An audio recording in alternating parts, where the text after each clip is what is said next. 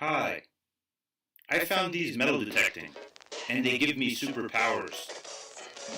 When I drink my coffee, I don't notch up the caffeine. And then I ground balance through a blender on my beans. I pour some maple syrup for a dose of dopamine. Then I stir with my pointer if I get impurities. I like to drink it cold because of allergy. Yeah, my middle name is George, and I swung and found a 3. But who's this goofy guy? So enough about me.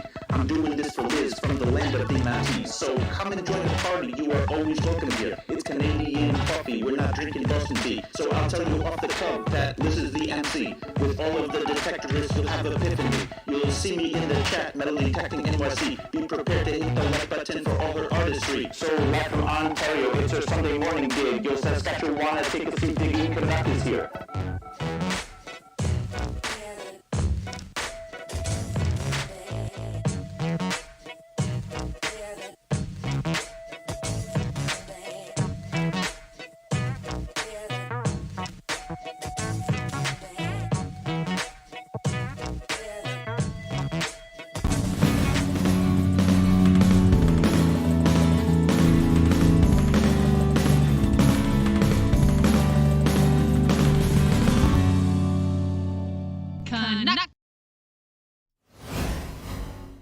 Hello and welcome to the show. My name is Liz. This is Sunday morning coffee with Liz.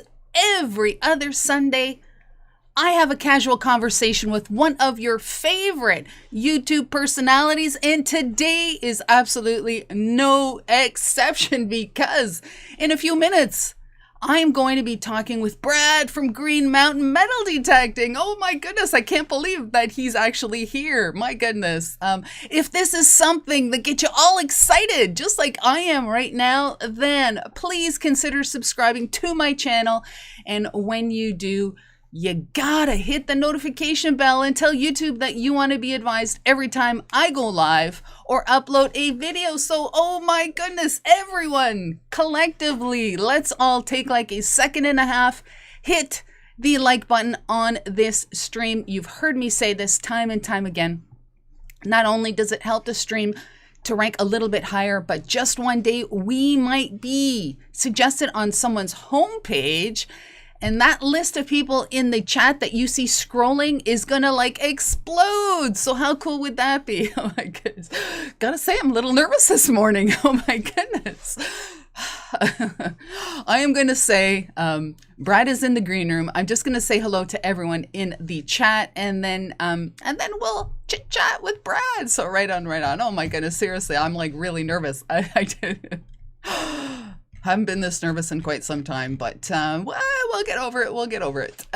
First and foremost, Treasure Talk was in the chat.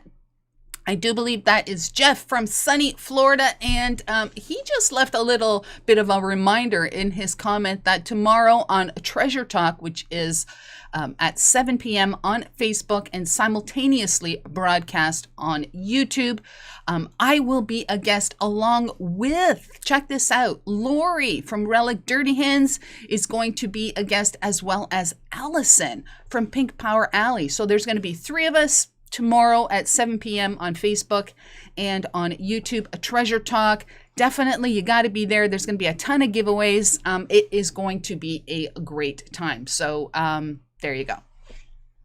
We also have Monk Cheetah in the chat. Hello to you. Frederick Romano is here. Guns, Gold, and Greenery. Welcome to the stream. I do believe you are a first-time viewer. So Guns, Gold, and Greenery, welcome to the stream. B. Higgles in the chat today. He has turned green.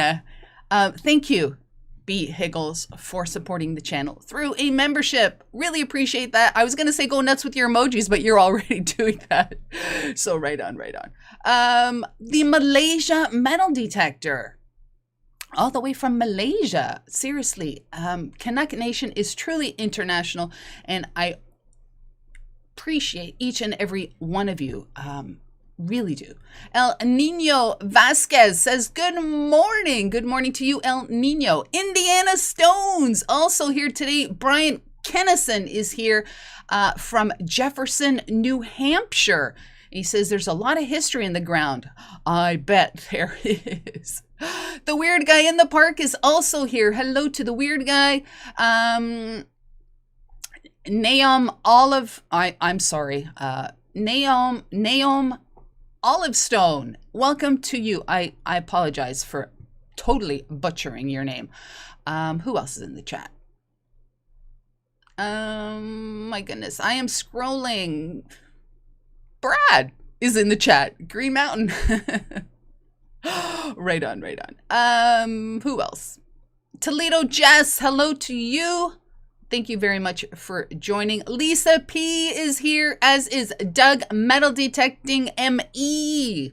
Thank you as well for joining us today. The Digging Juggernaut is here to dive and detect. Hello, good morning. Tripwire, Straight Up Metal Detecting. Hello, Jimmy Cloak, also in the house today. My goodness.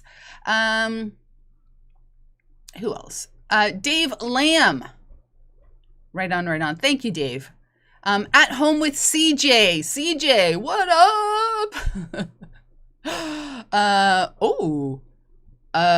Ego Podium in the chat says, good afternoon.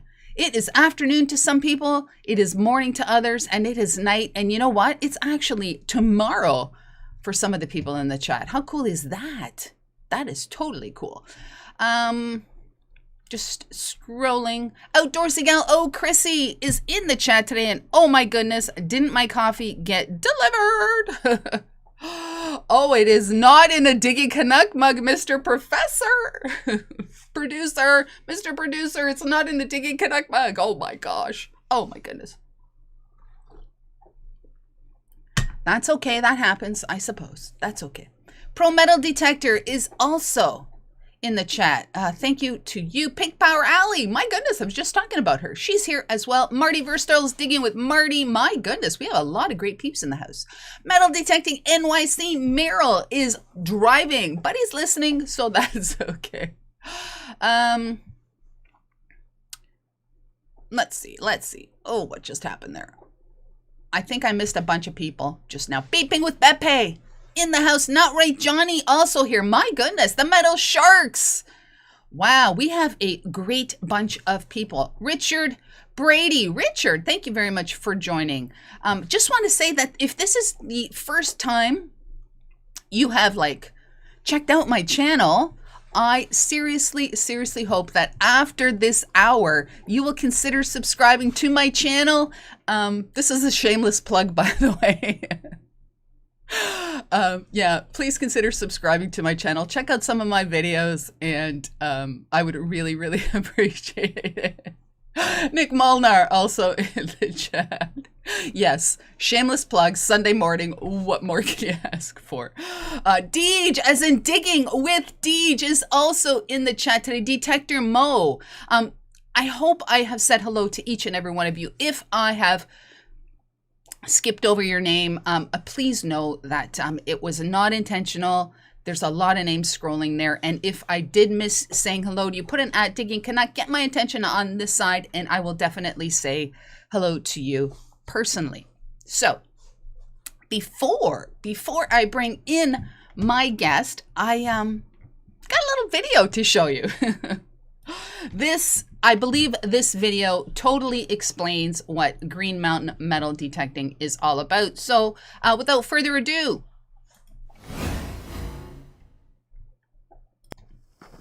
Hey folks, my name is Brad, and today we're on another adventure in the mountains of Vermont.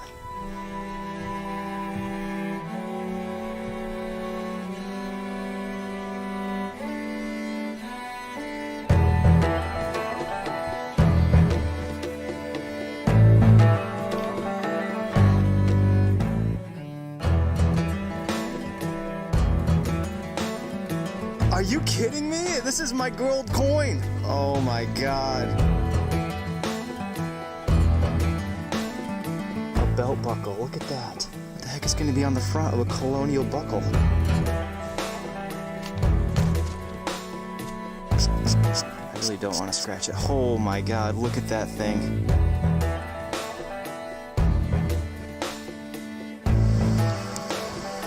Is that what I think think it is.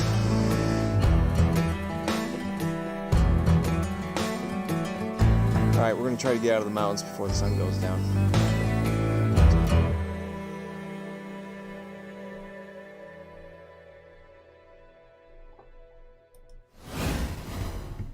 Wow, seriously. What can you say? What can you say after that? Let me bring Brad. Let me bring Brad into the chat.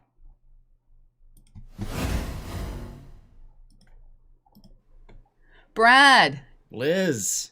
Good morning to you. And you as well. Thank you for having me. Oh my gosh, wonderful, wonderful having you here. I just want to say that we actually almost met. We came within like maybe 3 feet of meeting a few years ago. I remember seeing you. At Pound the Ground. Do you?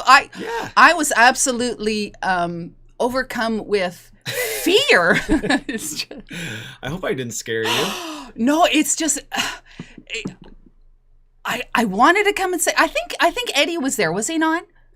Is that Pound the Ground, right? Yes. Yeah, me and Eddie were there together. Yeah, I wanted to say hello to you. I wanted to introduce you, but honestly, this is going to sound, I don't know, but I just didn't feel that I was worthy to be talking to you. No, I'm just a guy, just like everybody else with a metal detector. My goodness. Yeah. So let this be a lesson. Please don't, for the people that are out there. I think we all have these visions, you watch the videos and all this, and people become kind of bigger than life. But I regret that I didn't say hello to you those years ago. I really, really. But you know what? We're here. The circle of life has come around. Are you going to the next one this year? Oh my goodness. I am hoping that that travel restrictions are lifted for us, because right now they say it's just essential traffic, and I don't think Pound the Ground sadly qualifies. Probably not. But oh my goodness, the next time I spy you, yes. I am definitely going to. I'll look forward to it. Right on.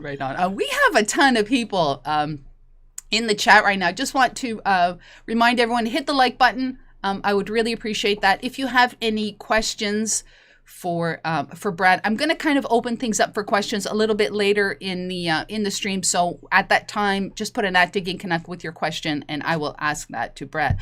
I recently learned that because your channel name is Green Mountain, right. I recently learned that Green Mountain it refers to the state of Vermont.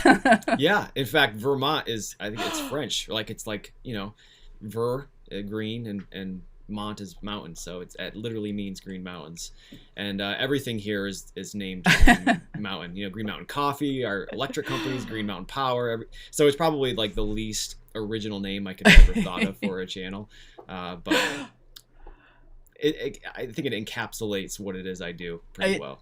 I think it totally does. Now, it is quite evident for anybody who has ever watched any of your videos. It is quite evident that you have an incredible passion for not only history but outdoors. Oh yeah.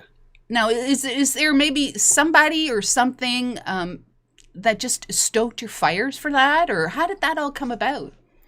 I live in a pretty rural place, and I grew up, being outdoors and hunting and fishing. And my father was a great outdoorsman, and we were always out and about doing that kind of stuff. And it's just where I like to be. My wife and I were always hiking, being outdoors. And when kind of the hobby of metal detecting really took seed with me, you can find a lot of the same stuff in people's yards, and people have a lot of fun doing that. But I really enjoy, being out in the wilderness doing that. And I feel like it makes the kind of videos that I want to make more interesting. Yes. Your videos are just, they are not like most videos, most metal detecting videos. And I think that people, I know I do anyways, strive to get like those angles that you get, and just the whole, it's each little video is a little story, and it's a wonderful adventure. And yeah. Thank you. Yeah, I really try hard to make every single video I try to make every single video something special, something that can kind of stand on its own, and not just trying to pump out videos every week, which, I try to post one every week, but I try to spend as much time on each as possible to make them their own little thing, Mm-hmm. Now, I would imagine that your post-production time on a video is, you don't just sit down and pump out a video in an hour. I No. really would have a hard time believing that. Well, the shots that you mentioned a minute ago, people ask me very often, like, oh, what kind of software do you edit with, or what kind of camera do you use, and all of that equipment stuff. And really the end product is a result of the time that you take with the camera in the woods. Like, it takes time to set up those angles and, walk by the camera in slow motion and all of that stuff. And getting the good shots in the woods makes the post-production editing time a lot easier and a lot faster.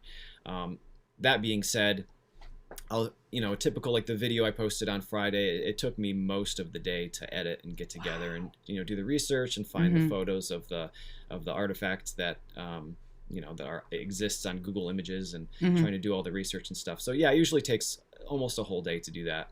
And then, to film it usually takes a day or two as well. So Now, have there been times where you're just not, or that video that you're working on is just not what you want it to be, so you kind of you're not going to publish this Friday kind of thing? I don't think there's ever been a video that I kind of trashed. Usually I figure that out before I start editing. In fact, these last 2 weeks, I had 2 permissions. A guy invited me up to northern Vermont, metal detected all day. I found a very small handful of stuff, so there wasn't a video for that day. And then this last week, I went to a place in New York. It was a huge cornfield. There's like 100 acres. Found a little handful of stuff, so there's no video for that day. I usually try to find like 9 to 12 interesting things that have a story and kind of make sense for where we are, to make a video out of. And if I don't hit that mark, then there's just no video for that day. Now, what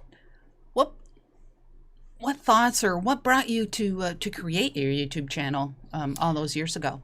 Yeah, well, it wasn't that long ago, really. It was just, like 4 or 5 years ago, which is when I really just kind of first started metal detecting. And I think what it was is, Eddie and I were watching YouTube videos of people metal detecting, and we watched the digger guys on TV, and we had our own like little, people were celebrities in our own minds that we wanted to try to emulate to some extent.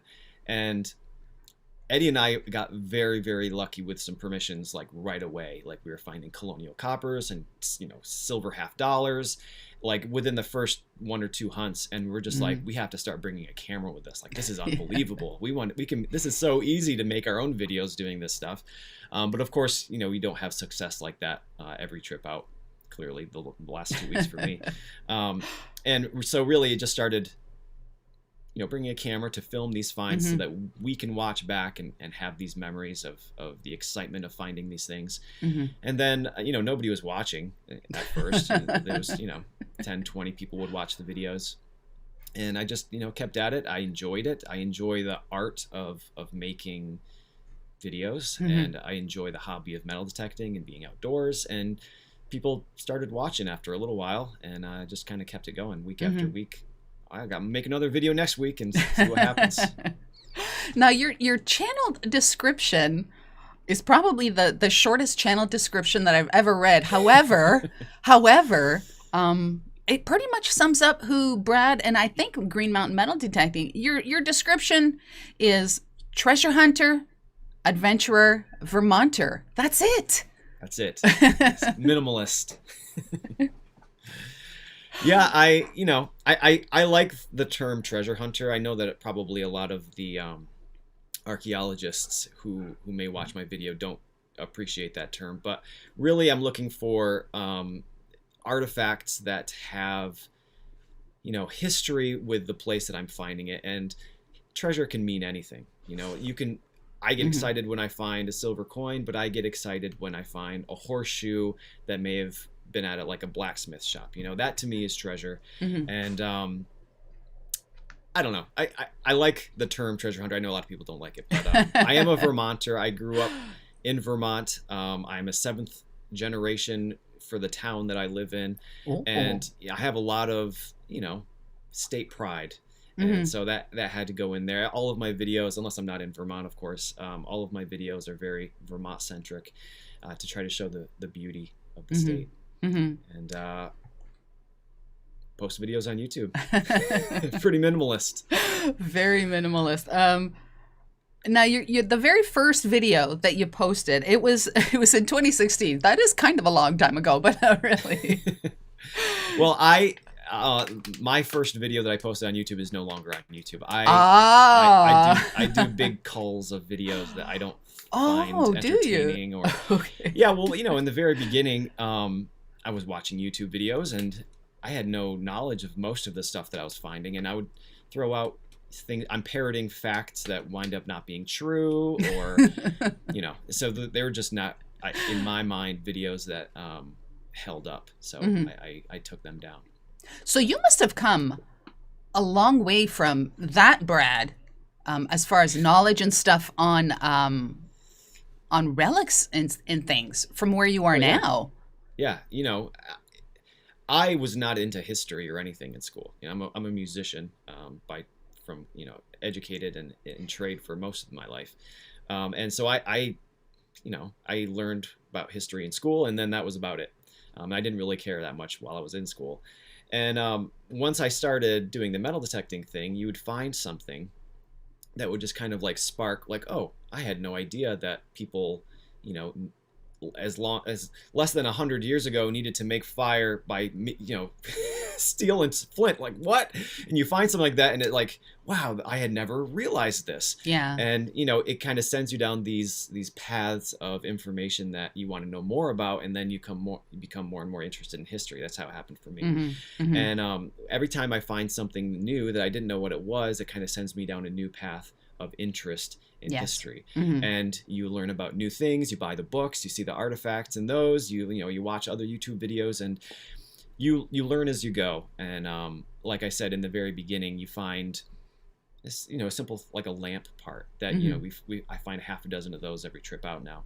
And I didn't know what it was, and, you know, I say what I think it is, and it's not, of course. So for the sake, I know that, you know, people who watch a new video from me may go back and watch old ones, and I don't absolutely give the false information. So now in that first video you were using I think you were using an AT Pro. What do you use today? Yeah, my very first video I used Fisher F2, and there might be a couple videos out there still with me using that, but that was like my first metal detector that I bought when I was starting to get serious in the hobby. And then I did buy an AT Pro probably less than a year later.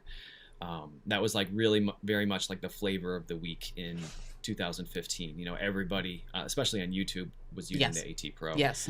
And then I got an AT Max, which I used for a while. I had an MX Sport in there for about a month as well, but I don't know. It's not a bad machine. I just didn't. I was hoping that it would be an AT Pro or an AT Max, I guess, and it wasn't. Yeah, so. No. And then now I'm using an XP Deus mostly. I still kind of go back and forth between the AT Max and the Deus depending on what we're doing, because the Deus is not really a water machine. So if it's going to rain, or if I'm going to be near a river or in a river or whatever, I'll be using the Garrett stuff. But the Deus is what I've been using the most this last year for sure. Now I think I saw you with a video on the Apex. Did you try that one out as well? Yep, Garrett sent me an Apex, and I've used it in a couple videos now, and you know, it's in my mind it's kind of comparable to an AT Pro, but it's not quite the same thing. And the Deus kind of like breaks down into like backpack size. Yeah. You know, that's kind of, for the places that I go, it's really been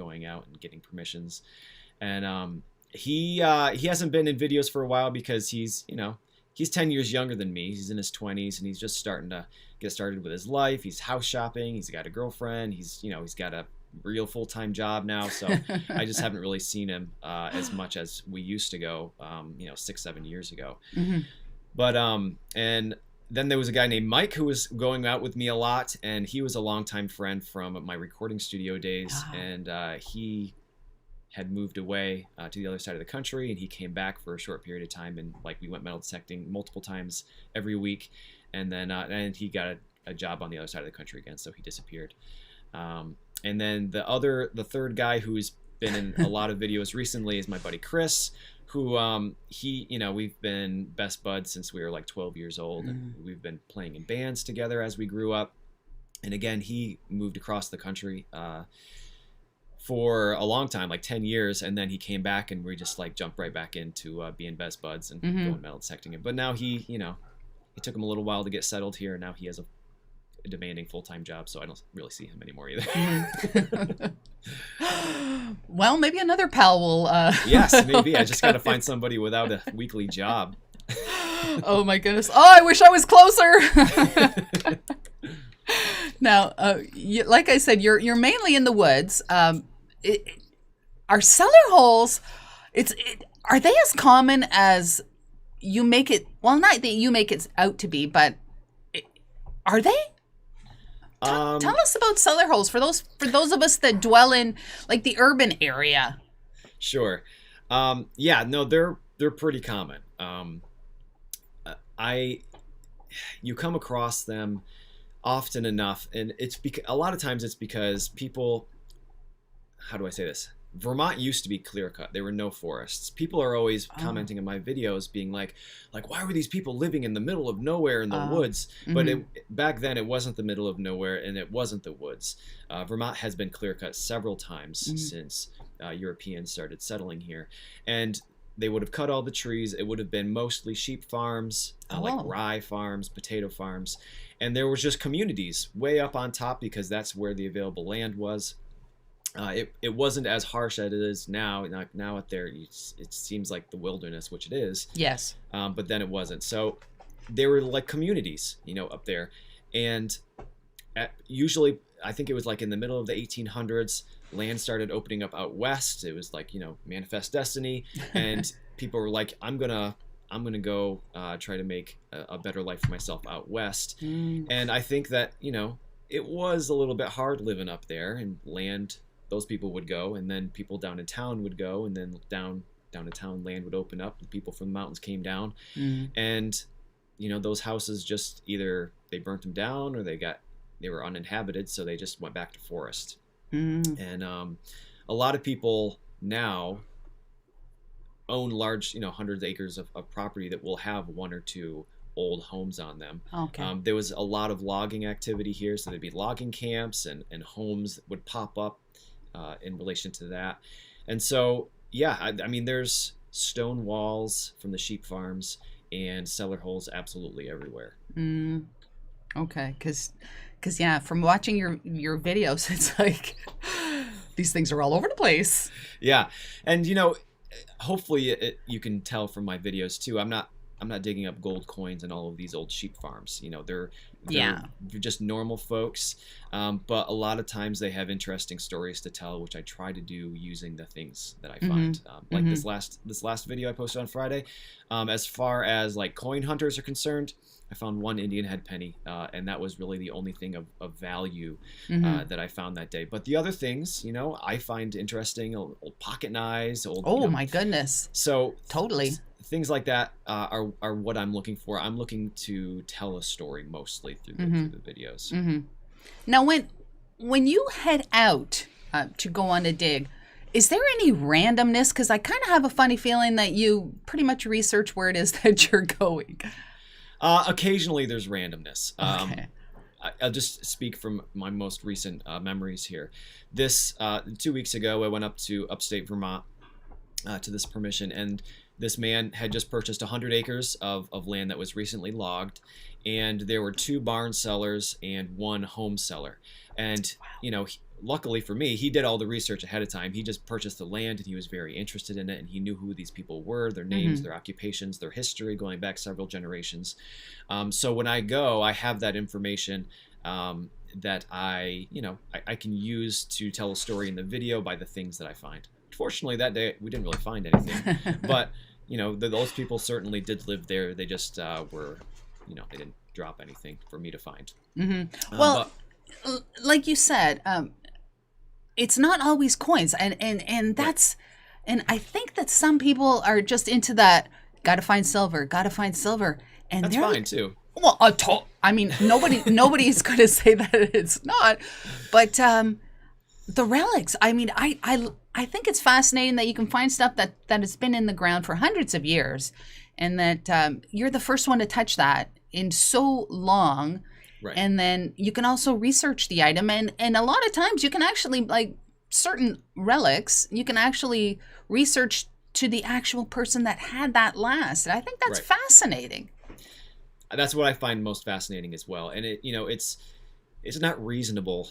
Although some guys do it somehow, it's not reasonable to make a video every single week where you find a dozen amazing coins.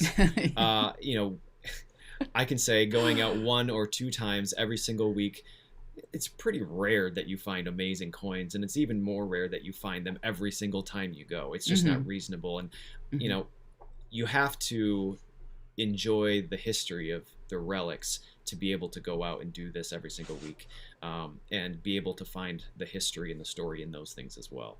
And, you know, it's fun to find coins. It's fun to find silver and gold coins, but they made millions of them. There's no real direct connection from that thing to the person who dropped it. They got it from wherever, a store, and their change, the bank, and they dropped it, and then, you know, that was the end of the story for the coin. But if you find, you know, like, for example, that little pendant that I found with the lady's name on it, that thing is like, that's like the best thing I've ever found in my personal opinion, because you can have their name and birth date on it. You can figure out who this person was, the family history. You can find their descendants, you know, 200 years later, 300 years later. That kind of thing is my favorite thing to find, for sure. Now, I was going to talk about that, because when I announced that I was going to have you on the show, a lot of people said, you got to watch the video, Anna and her pendant.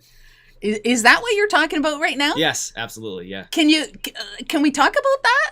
Sure. Talk to us about Anna's pendant. So Anna's pendant was, I'll start from the very beginning. So I had this long-standing permission, and there was a stagecoach stop, like, on the other side of the property. And I had been there numerous times. I have numerous videos there, and I found a lot of amazing coins there. And then, you know, I kind of had a slow spot in the fall last week. I didn't really have any new permissions. So I was like looking through these old property records, and I saw that on the opposite side of the property at one time it was owned by a different person. So I was like, oh, maybe there was a home there. Let's go do some metal detecting. And I didn't find much, but I did find this little silver pendant with a woman's name and birth date on it.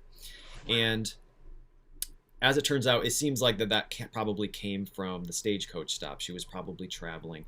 But, you know, I lucked out that she came from a fairly, not famous, but a fairly well-known family in Massachusetts. And somebody before me did quite a bit of research and put that on family history, familysearch.org, which is an amazing website if people aren't familiar with it. Yes, it is. It's great. Free. Yes.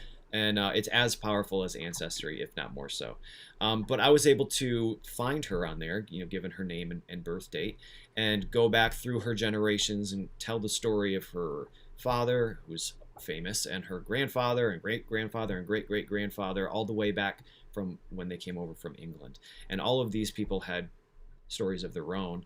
And my task with this was try to figure out two things: how she lost it in Vermont, why was she traveling through Vermont, because none of her relations were anywhere up here, and why she died in Michigan, which was halfway across the country from where she started. And I think that I was able to do both of those things through the research. And that's finding something like that, if it didn't have any text on it, it would be a little silver medallion. Oh, cool, yes. You put it in your display case. Yes. But because of the text, you're able to kind of pinpoint an actual person and do the story. The coolest thing about this is, unfortunately, she has like 1,000 descendants now, and I still get emails. Hey, I found out that she was my great aunt or whatever. Wow. If you want to send the pendant somewhere. But I'm like, well, there's like 999 more of you, so probably not. But I've been in contact with the historical society for the town that she grew up in. She did die in Michigan, and she had a family in Michigan, but where she grew up, where both of her parents grew up, her mother's home actually still stands, and somebody lives in it. That's cool. So I have plans once I'm vaccinated and the pandemic dies down a little bit and the museum actually opens again out in Conway. I have plans to go out there and do a little tour, see this house. Apparently, her childhood home is a cellar hole now that is privately owned, and I don't want to make any promises, but I've been talks about actually doing some metal detecting there. And we're going to try to wrap up this story later this summer, which I'm excited about. Oh my goodness, wow, to be able to metal detect her cellar hole, I think that is, wow. Like, does that not get you all excited? Yeah, I was talking to the director of the Historical Society, and he said that. I was like, holy smokes, that's like full circle, I've just kind of injected myself into this family's history, whether they like it or not. But I just am so interested in them, and I want to find the right place for this pendant. And I'm not sure it's with me, and not sure it's with one of her 1,000 descendants where it'll end up, in a drawer somewhere. Yeah. So we'll see. We'll see where it goes. Wonderful. That is absolutely fascinating. To the people watching, if you've not checked that video out or watched that video, you gotta watch it. I mean, you gotta watch it. That's all I'm gonna say. Now, that was an amazing find. That was an amazing find. However, I'm gonna go back a little bit to 2018. Sure. Gonna go back to 2018, and you uploaded a video, and I'm gonna quote the title here: "I will never top this. The greatest find of my life." I know. I kind of. Messed up there because there's nowhere to go from there. But you dug an 8 real. Yeah, well, it was a counterfeit. Oh, are you serious? Yeah, no, I didn't know it at the time. I talk about it in kind of subsequent live streams after that. Oh, but the whole story with that was I was like in shock because on the metal detector it rang very low. It rang like a button. I recall you saying that. And when I dug it up, I was like, "Oh my God, it's a huge silver coin! It doesn't make any sense." And then I was looking at it and I was humming and hawing, and it had like a weird green patina to it, but I just kind of it's been in the ground for 200 years. It's just something that happens. And then I get home and I'm trying to clean it up a little bit gently, and I was like, man, this doesn't really quite look right. And, that's what it ends up being, some kind of tomback bronze material. And this is one of those things where in the moment it was an 8 real coin. Yes. Amazing, right? Yes. And then I was like, disappointed that it's not real. I can't edit the video now. But then I do more research, and it turns out that these are rare. These counterfeit, specifically 8 real coins. with the specific date. I don't remember what the date is, but the date was significant as well. And these were actually created by the British to disrupt the Spanish economy during I don't remember the name of the war, but it was a war in I believe it was the early 1800s. They created these as an act of war against Spain, and they're more valuable than the actual 8 reals are now. Wow. But that's one of those things where you find a coin and it's like, oh, cool, everybody look at my coin, it's exciting, and then whatever. But something like this, it's not really a coin anymore. Now it's a relic, and it has a story, an interesting story, and it teaches me something new about history. Yeah, like I don't know how much an 8 real is worth today, but I think that is being a fake, that somebody actually, and like the history that you were able to find, honestly, and I'm going to go, you know what, I'm going to say it. I think it's cooler than an 8 real. I absolutely do. And that was like my roller coaster of emotions, where I found it, I was excited. I found out it was a counterfeit. I was disappointed, but it was a contemporary counterfeit. It was made over 100 years ago. And then I started getting excited again and, learning the history. And now I think it turned out all right. Yeah, I think that's, I actually, a couple years ago, I found I didn't know it was fake at the time, like you. It was an Italian coin from the Kingdom of Lombardy, and it was from 17 something. And it was just not in the area that I found it in. It was like, well, why is this here? But anyways, turned out to be a fake. And I thought, when I started researching the fake history, or the history of the forgeries, I thought, what, that's kind of pretty good. That's pretty cool. Yeah, absolutely. Somebody made that thing. Yeah. With ill intentions, and the final recipient of that, did they drop it by accident, believing that it was real, or did they know that it was like, it was like some of the plating chipped off, and they're like, oh, what the heck, and they tossed it. Exactly. You can't know that for sure, but it tells a good story, and that's what I love the most. Totally does. Now, I mentioned earlier, and everybody knows that you're predominantly in the woods. Now, you published or uploaded a video.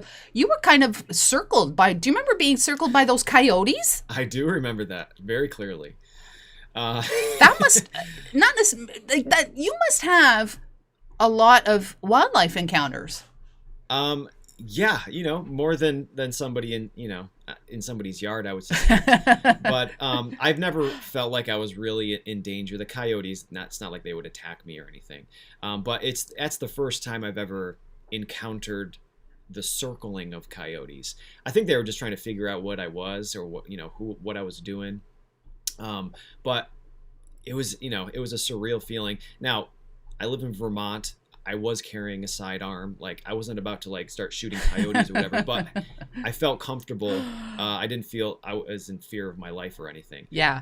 But the coyotes were interesting. I've definitely come across a couple moose, which are more scary than coyotes. You probably know that. Certain times of the year, they're vicious. Yeah, for sure. I've come across bear a couple times. They usually run away. They're not super scary. Black bears down here. And people are probably the most dangerous thing in the woods that I'd come across. Do you ever find, what's the frequency of finding or running into other people in the woods for you? Pretty rare. I mean, private property, they would have to be trespassing to run into them. Okay, never thought of that. But occasionally you see somebody out there, and they're usually not supposed to be there. So, or it's like a family member or whatever. Okay. Not very often. Mm-hmm. Now, what about have you ever had anything spiritual, like spirits or supernatural or ghosts or anything like that, or just uneasy vibes or anything? Never. No.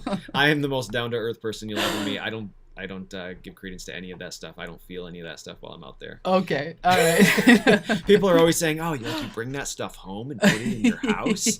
It's like, yeah, I just, if somebody's house was going to be haunted, it would certainly be mine by the pile of stuff that dead people that I have in my house. But no, I don't. I've never come across any of that. Okay, all right. Or Bigfoot, or aliens, or anything. Yeah, because I can't. I think it's New Jersey has a legend of the New Jersey Devil or something like that out in there. Does Vermont have any? Do you have any Sasquatches or any stories like that? Some of my viewers certainly believe it, but I have fun with the Bigfoot people a little bit. You know, I purposefully will film like the bent trees and the X's on the ground and stuff, and it drives them wild. But I don't know. We have down in southern Vermont, there's like this Gslossonbury ghost town, and people call it the Bennington County. They call it the Bennington Triangle, and there was a couple disappearances, but it's also like, I don't know, 500,000 acres of national forest that people get lost in and they disappear. And so people say it's Bigfoot, people say it's aliens, people say it's ghosts, or there's a man-eating stone. Eddie and I actually made a video about the man-eating stone. Did you? Yeah, we hiked up into Gslossonbury Wilderness just try to, make an interesting video. I'm gonna have to find that one. Yeah, we didn't find any man-eating stones or Bigfoot on that trip. But, oh my goodness, I think that you could really have a good time with that kind of stuff. Yeah, when I was in high school, somebody walked down Route 7 in a gorilla costume, and it made the paper, and people, it was like a big talk of the town. Oh, Bigfoot, Bigfoot! And so a bunch of me and my buddies went up camping trying to find Bigfoot, and never did. Oh my goodness. Now, something that you did walk into, and I saw one video. I don't know if you've done that again, but you actually you came upon a cemetery that was like the gravestones were like covered with ferns and stuff like that.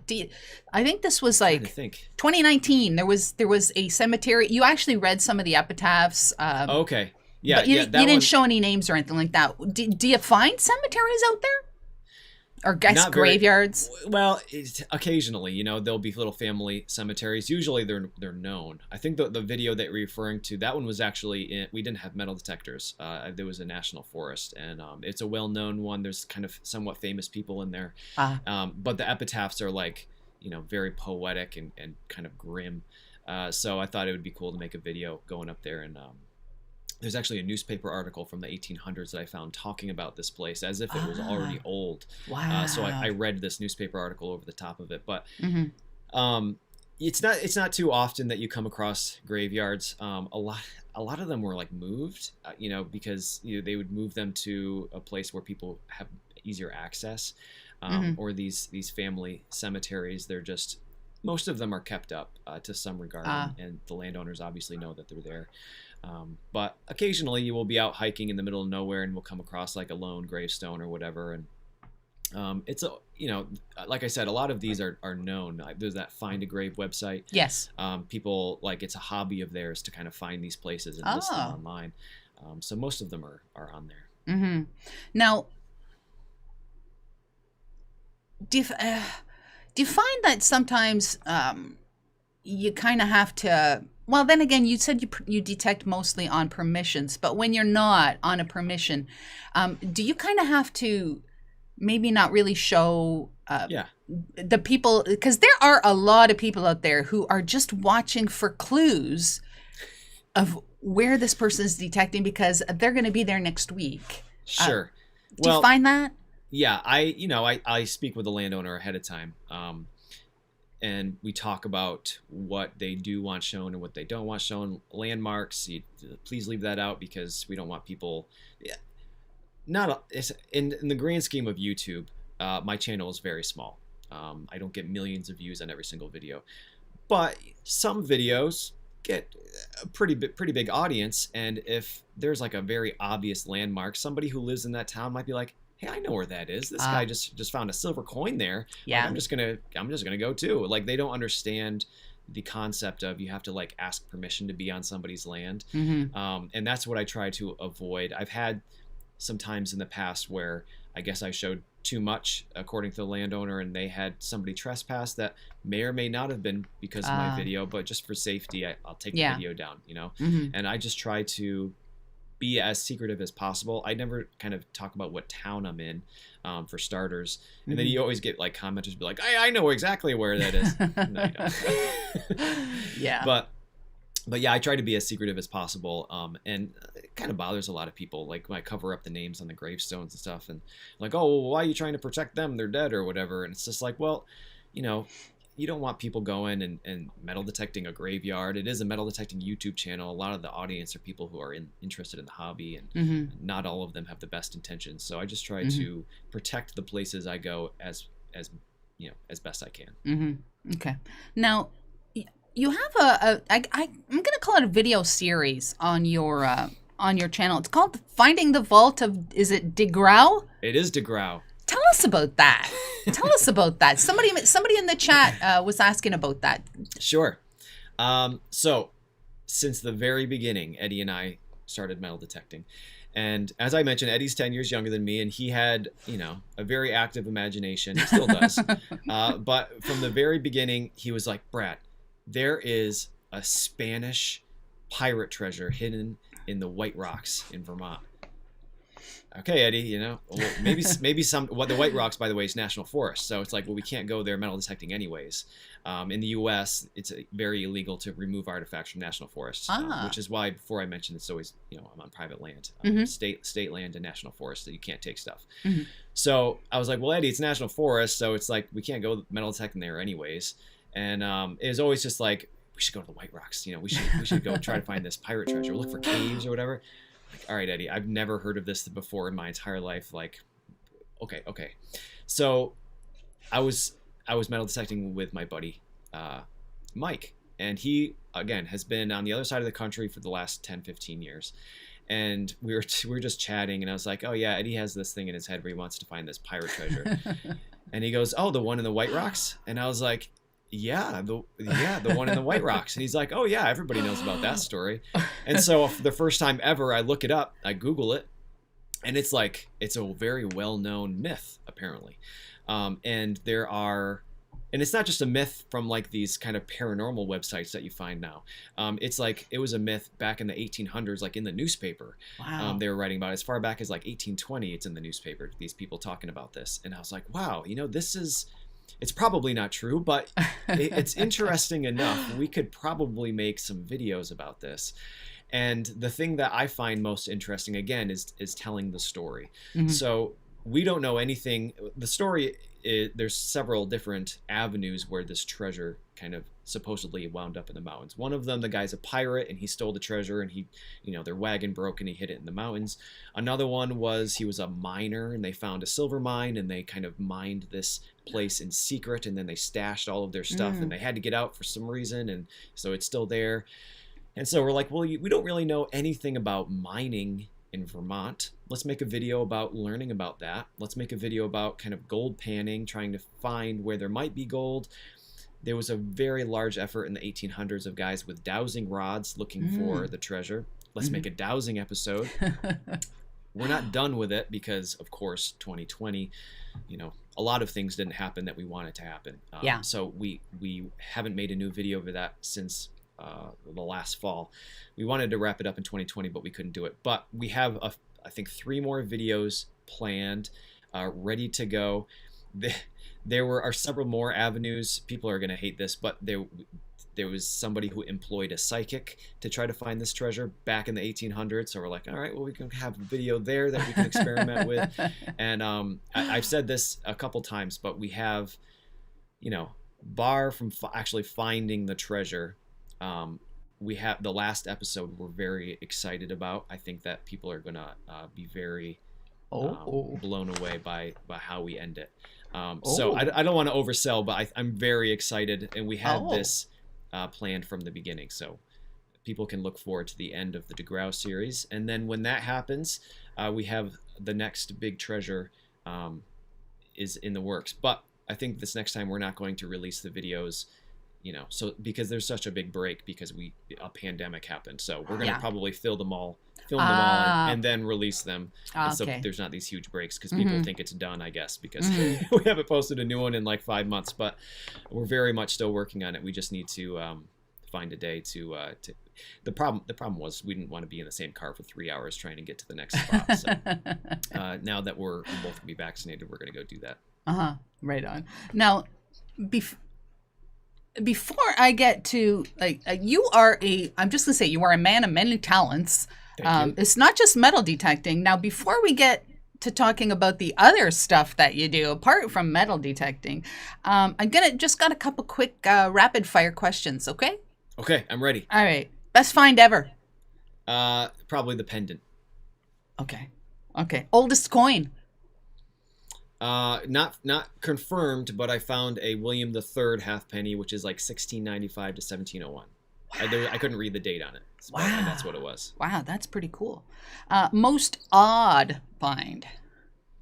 An hour hike into the woods, I found a stuffed cymbal monkey. One of those, Really? Yeah, in a Did cellar you hole. really? I didn't find it in my metal detector. It was just sitting on the ground, but that's definitely the weirdest thing I've ever found in the woods. Wow. Now, there are some people that would say that, oh, did you bring it back? You might have brought something back with you. No, I did not bring that back. Have you found anything gold? Yes. I found a gold wedding band in my backyard, and I found a gold Spanish half escudo coin. Oh, very cool. Very cool. That's probably my best coin. Oh, that's pretty cool. Now, I think you kind of answered this. Have you found any, like, voodoo creepy things other than the little monkey that goes like this? Nothing I would consider creepy, no. Okay. People, I get comments all the time. People, you're digging up a grave. I was like, 150 years ago, people put people in cemeteries, and they buried them 6 feet down. Yeah, the sector doesn't go 6 feet. But no, nothing that I would ever construe as coming from like a dead body or anything witchcraft or anything like that. No. Yeah, okay. Is there a metal detector you'd like to try out? Because I know, well, I guess you have the Deus right now, but is there any metal detector or any technology of detectors that kind of like piques your interest?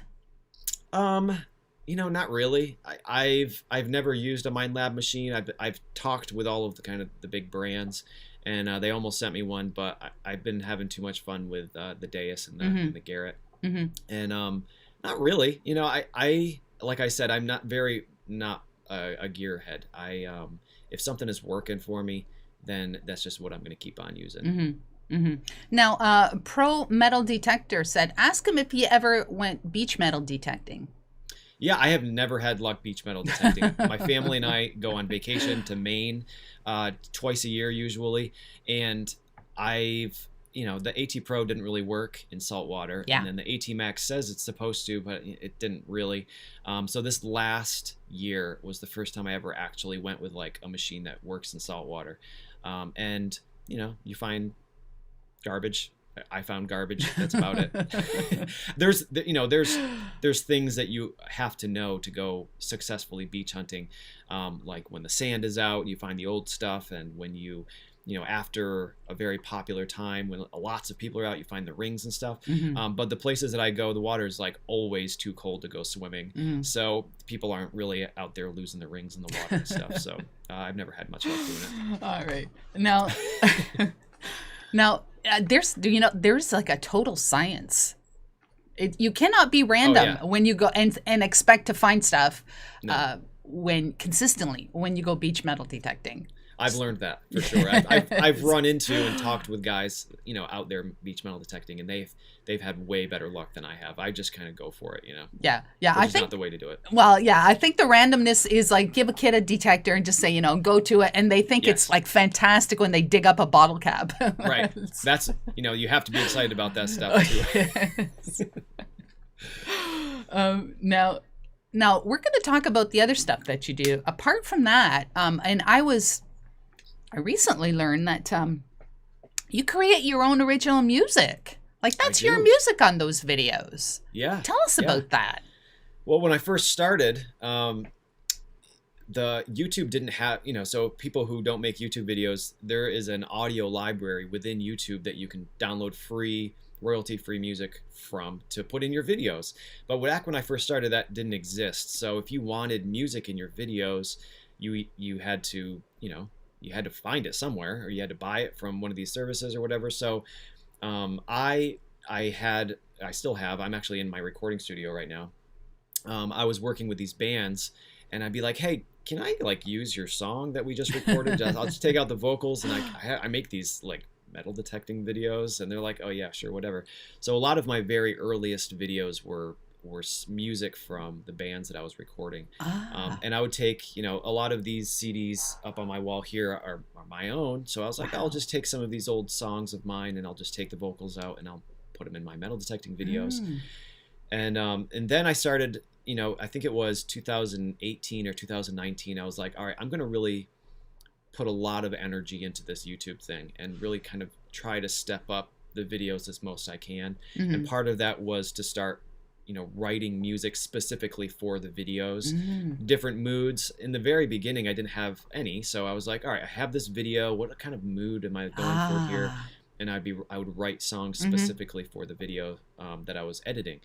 Now I've got like 50 songs that I can kind of pick and choose from. I haven't written a new one in probably like 8 months.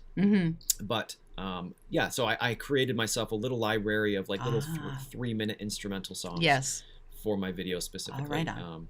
And yeah, so that's pretty cool. Yeah, and so like I said, I'm a musician. I gave guitar and instrument lessons for most of my life as my income. So so what other instruments do you play? I am not a very good cello player, but I have a cello back there. I do play guitar. I have done some singing in my life as well. I actually in my little vlog last week I posted one of my little songs that I sing and stuff. But just bass a little bit, you know, stringed instruments. Oh, right on. With frets. Right on. Yeah, so that's, you know, and the recording studio thing was part of my job for many years as well. Right on. I don't know what just happened to my lighting, but all of a sudden I became very there's a bit of pallor on my skin here. It's not me. I'm not about to pass out or anything. I don't know what happened to my lighting. Oh my goodness. You also, apart from being a musician, and I've seen some of your stuff, you do custom leather work. Yes, I have. I don't know if it's a problem or not, but I take my hobbies and I turn them into jobs. But several years ago, you know, in Vermont, and I'm sure, you know, up in Canada as well, in the wintertime, it's quite hard to go metal detecting. Yes. So my wintertime hobby was just very, very hobby level leather craft, you know. And I'd make myself holsters, or I'd make myself wallets.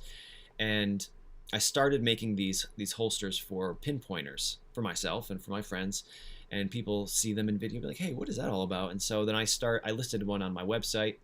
That was kind of the beginning of selling leather stuff to, you know, my audience. And since then it's kind of grown to, like, you know, hand trowel holsters. And I carry around, I don't have it handy, but when I am filming and metal detecting, I keep track of everything I find, so that I know I have a little paper book, a little booklet with a pen, and I keep track of all of the artifacts, because I try to get enough to fill an interesting video, you know. So and sometimes I forget how many things I found, so I keep track of all that, keep track of how much B-roll I've taken, I keep track of all of the little narration things that I've done in between videos, and people see that and like, oh, what is that all about? So I started selling these little notebook journal cover leather journal covers and stuff too. Okay, yes.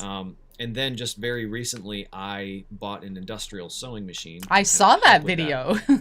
Yeah, and so since then, I branched off into, you know, textiles as well. So I've started making these rucksacks that I just can't make them fast enough. I feel so bad. This last Friday, I've told people new rucksacks will get listed on Friday mornings with the posting of the videos. Yes. And this last Friday morning, I was going to have to drive 3 hours to go to this metal detecting permission. And I was like, I'm not going to have time to list all of those Friday morning, so I'm just going to list them silently Thursday night. And they all sold out in like half an hour. I felt so bad that people that have been waiting for them Friday mornings missed out. But you're going to have to hire people. Get some, like, you know, get snapping. I know. Maybe someday. We'll see. But no, I think that a big part of their allure is that they're, you know, I'm hand making them myself. Yes. If I say, you know, Joe Schmo, my buddy over here, made them, people probably wouldn't be so apt to buy them. Yes.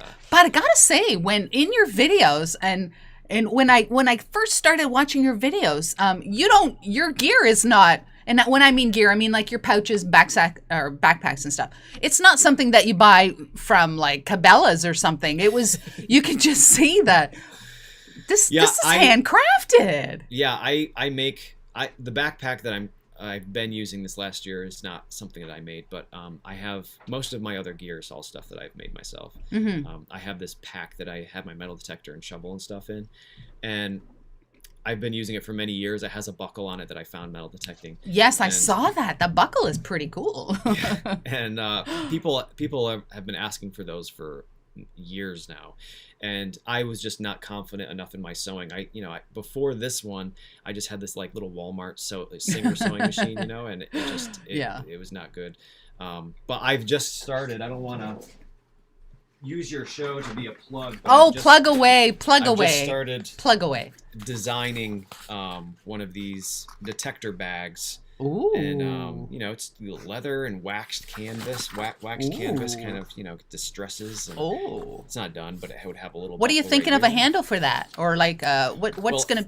It's just gonna be a shoulder strap. I'm trying to get in the camera here, so there'll be a little shoulder strap here, and you just kind of throw it over your back. And this one holds. Well, I don't have like a myriad of metal detectors to size and stuff, but this one will hold an AT Pro or AT Max or any of those folded up, as well as a shovel and your pinpointer and everything. And this is how I kind of transport all my gear. Because when you're walking through the woods, you don't want to have like shovel in one hand, shovel and detector in one hand, camera in the other. You can just put that on your back and Well, that's the thing. I used to, hike into the woods carrying those things, which is fine. There's nothing wrong with that. But like you said, I have my camera. I actually have carry 2 cameras, and it's just such a pain to try to put all that stuff down and get the camera and stuff and do it. It's just easier just to have it on your back. You don't need to touch it again.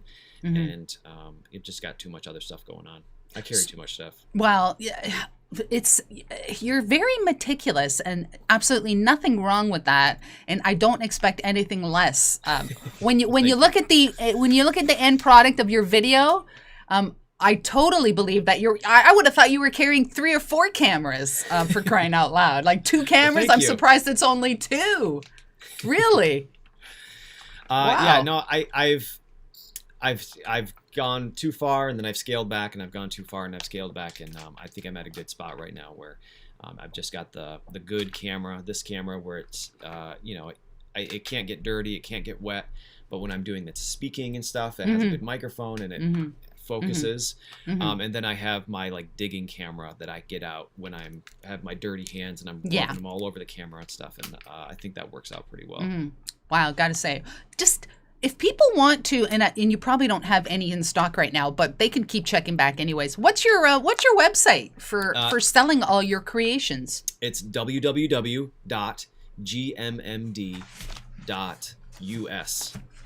It's not a .com site, but it's all right. Let me see if I can site. Put that into the chat. Sure. All right. So and it's not just stuff I sell on there. That kind of came after. It's really just a hub for getting to my videos and looking at the photos of my finds, and you can listen to the music from the videos for free on there. Can you say that what that website is? Yeah, it's GMMD. Yes. Metal Detecting .us. That's it. That's it. All right, let's try that. All right, it's in there. It's in there. Right on. Gotta say that really excited about that detector bag. That's pretty cool. They're coming soon. It's gonna be a struggle, I think, because I don't know what machines might fit in it, but I can say what machines I know fit into it. And we'll see what happens. Right on. Good stuff. Is there anything that Brad doesn't do? Like, really? Yeah, well, gotta ask. I'm self-employed, so I try to make the most of my time. And right now, the metal detecting videos and the leather, and I also own a custom microphone business. That's like my normal day job, and I have three workstations down here. I have my leather workstation, I have my editing workstation, and I have my microphone soldering workstation. Now, microphones for the music industry? Correct. Yeah, for stage and for recording studios.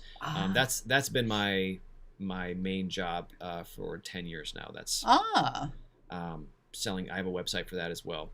And it's just day to day. I'm sitting down here soldering together microphones, and then I was like, oh, it's nice outside. I guess I'll go metal detecting and try to make a video. And as time goes on, I'm doing less and less of the microphone stuff and more of the video stuff. Now, just want to say I got a super chat from 𝗥𝗔𝗗𝗓𝗪𝗢𝗥 Metal Detecting in South Africa, and he specifically has a question. So I'm totally going to read this to you. I really want to ask Brad. I know he uses a big mirrorless camera and gimbal to film. How practical is that for him, especially in the woods? Does it affect the amount of digging that you do? So, as I mentioned, I carry 2 cameras. I carry the big, it's not mirrorless, it's a Canon M50. Okay. And it is on a Crane M2 gimbal. So if you don't know what a gimbal is, it's like a stabilizer, and it's very cumbersome. I have it right here. So this is a gimbal. The camera goes on here. It's all locked up right now, but it keeps. I filmed one video with this camera, which is what you're watching me on right now. Is that the M50? Correct. Okay. And it was like, I just can't hold it steady, I guess. And my face was like, I was like in an earthquake the whole time. And so I bought a gimbal, and it's like super smooth now, and like I'm very, very steady, and the video looks very nice now. Do you use the standard lens on that M50? Yeah, it's the one that came on it. I'm very not gear oriented. It had good reviews, so I wish I didn't have to use the gimbal too, but so you have the gimbal. You have the handheld gimbal with the Canon M50. Yes. What does that go up on a tripod, or is that the only time when you use it is with handheld? The only time I use it is talking. So I'll hold it, and I'll do the narration and stuff. Okay. And then I'll put it back in my backpack. And the one that I'll go grab the other one. Okay.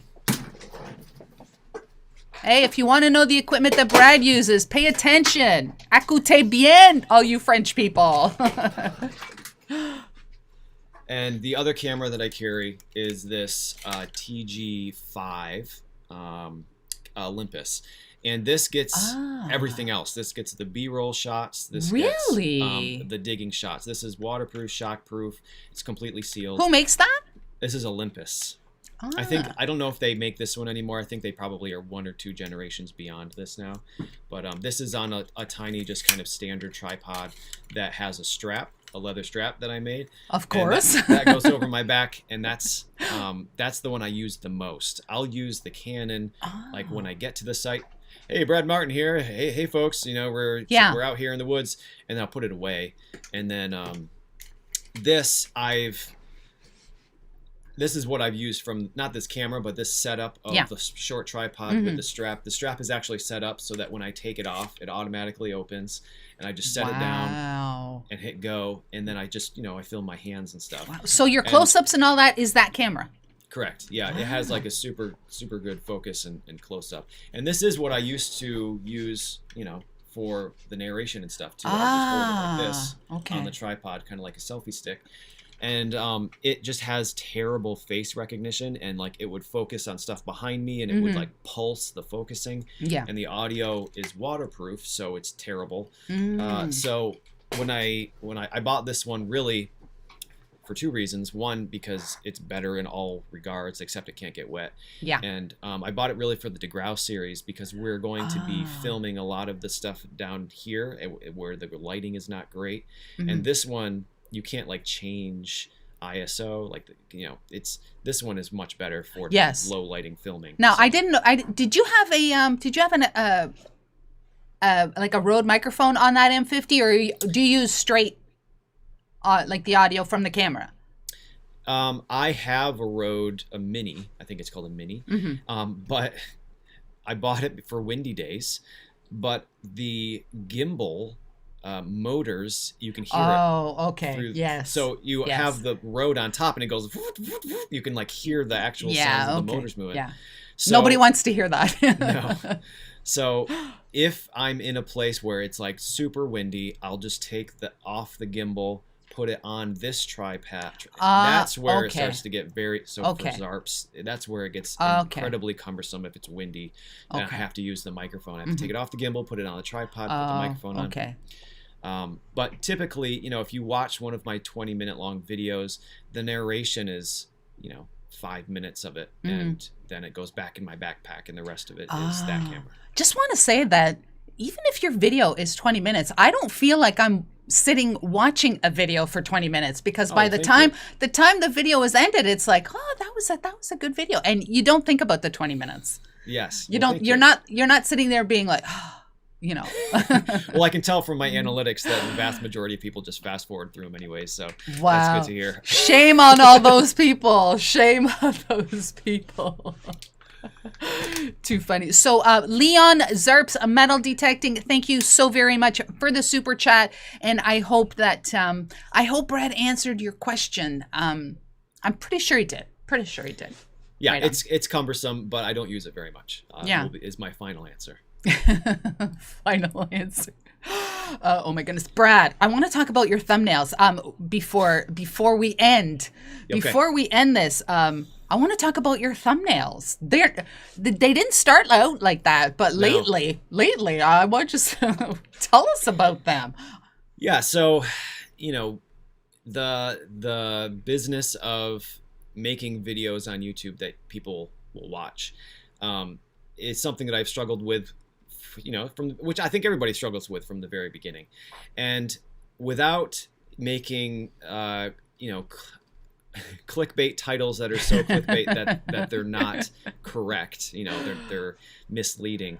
I was just kind of looking at the scape of metal detecting videos and what their thumbnails and titles were like, and I started noticing that like my thumbnails just looked like everybody else's thumbnails. They had the find, and maybe there was like a shining starburst, and there was like some text on the, and it's like, so all right, there's not people, if people are looking for my video specifically, they're not going to know from the thumbnail. So I started, how can I make my thumbnails like the most unique in the metal detecting community? And what I landed on was just making them a drawn piece of art. Like nobody else is going to go through all of the work and the hassle to do that. And a lot of times, like these places that I go, there's not like a find of the day that like can have the starburst and be like, look at this amazing life-changing artifact that I found. So I started like, all right, well, the place that we're going today is, whatever, a blacksmith.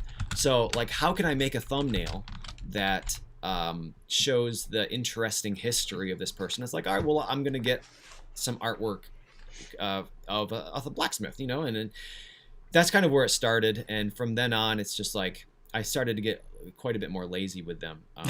I don't hand draw them. A lot of people think that it's just like original art.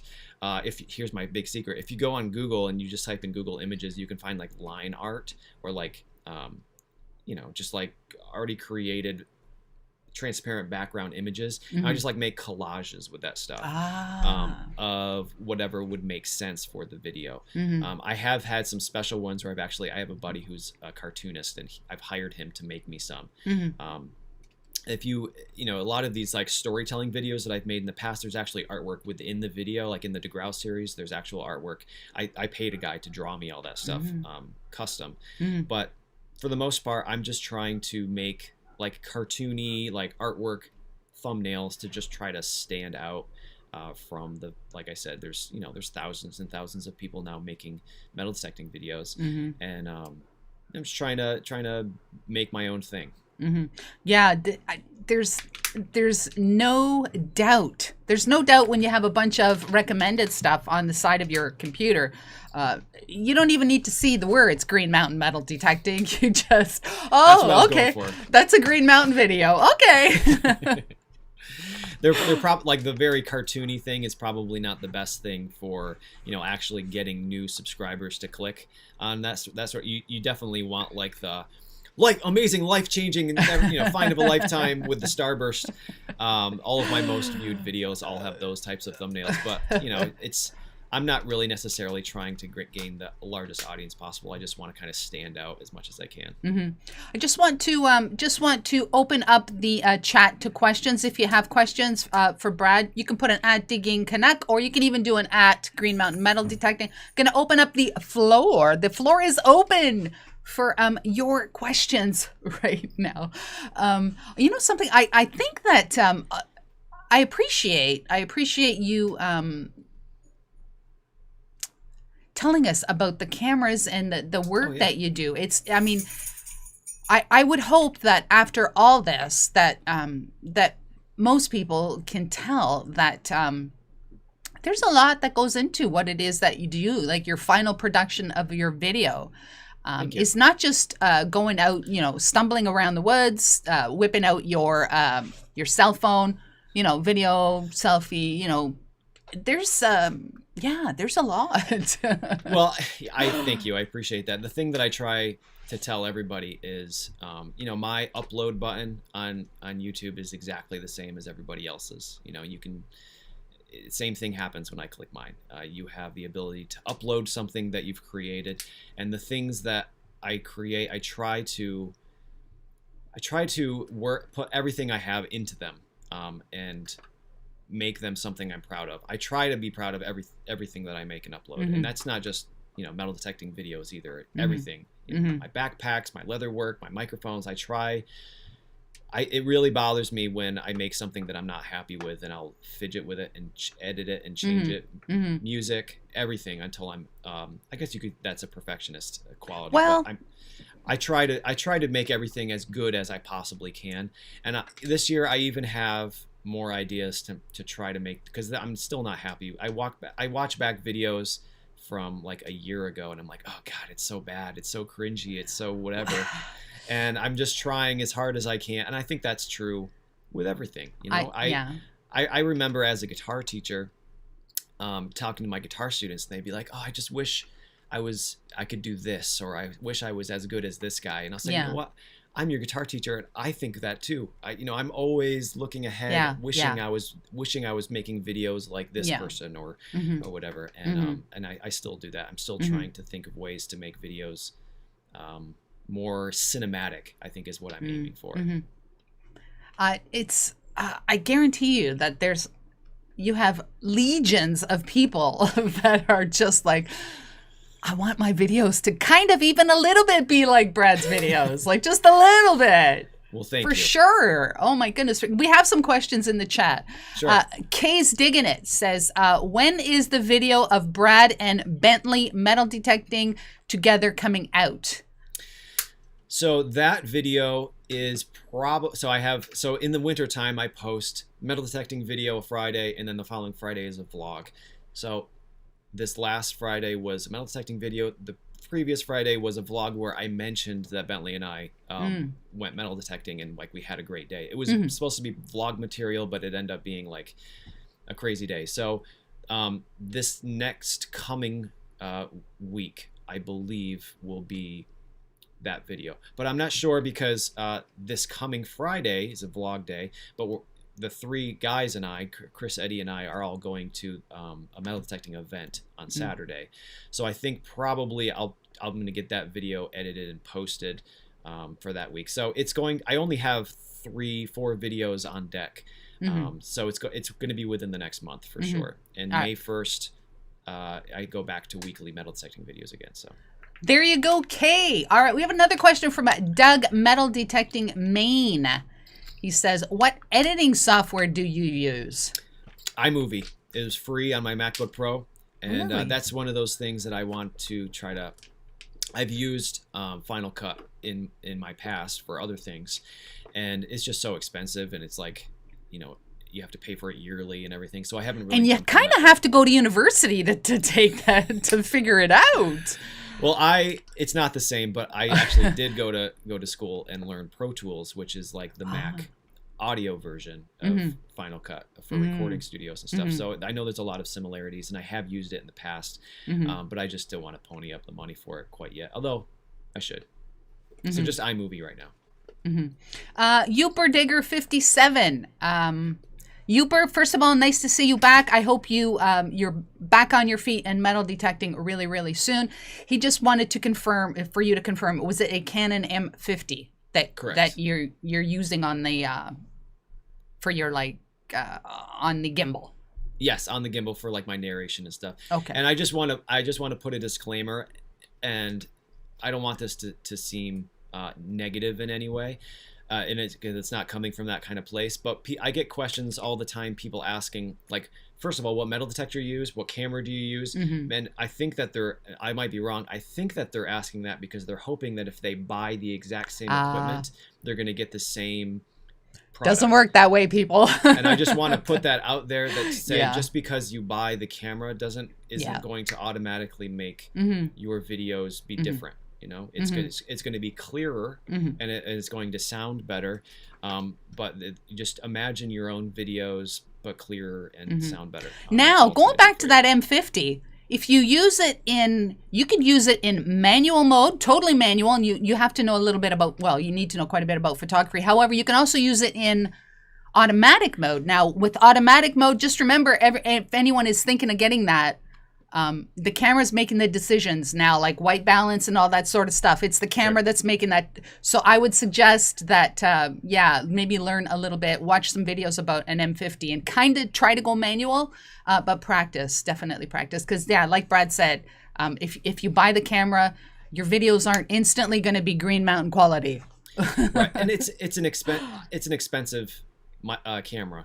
And you know, I've had these emails. People say, "Oh, what metal detector you use?" And I'll say, "Oh, well, I use an AT Pro." And then I get an email from them again in a month, and they say, "I haven't found anything with that AT Pro you recommended me." Yeah. I'm like, well, first of all, there's more to it than just buying the equipment.